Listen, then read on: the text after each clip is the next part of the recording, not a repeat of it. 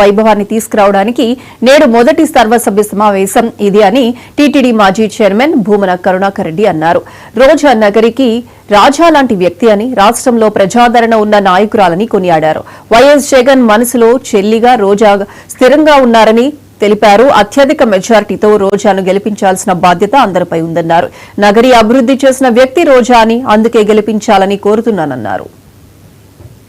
రోజా అంటే నగరికి రాజా లాంటి ప్రత్యక్షుల మీదకి రోజా అంటే రోజా పువ్వు కాదు, ఈ పువ్వుకు కొమ్మకే కాదు ఆ పువ్వు రేపులకు కూడా ముళ్ళు ఉంటాయి.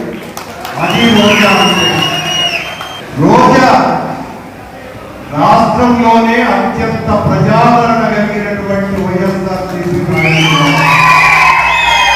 జగనన్న హృదయంలో చాలా పదిలంగా ఉన్నటువంటి నాయకురాలు.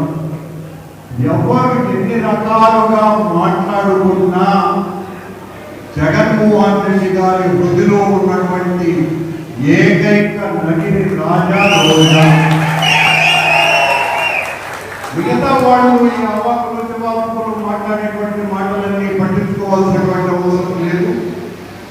మొన్ననే మన నాయకుడు జగన్మోహన్ రెడ్డి గారు అన్నట్టుగా జమిలీ ఎన్నికలు అతి తొందరలోనే రాబోతున్నాయి. రోజా గారిని అత్యధిక మెజార్టీతో గెలిపించవలసినటువంటి బాధ్యత ఎందుకు ఉన్నది అంటే, శాసనసభ్యురాలుగా ఈ నియోజకవర్గాన్ని ఈ 75 సంవత్సరాలలో ఎవ్వరూ చేయనంత అభివృద్ధి చేసినందుకు ఆమెకు అర్హత ఉన్నది.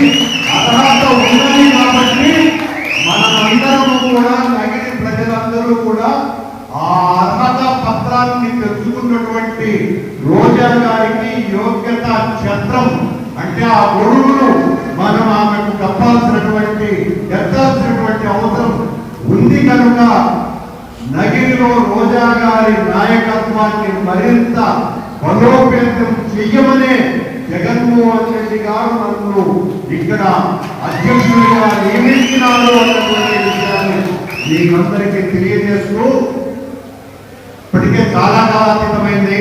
నేను మళ్ళీ అన్ని పునశ్చరణ చేయడం కరెక్ట్ కాదు.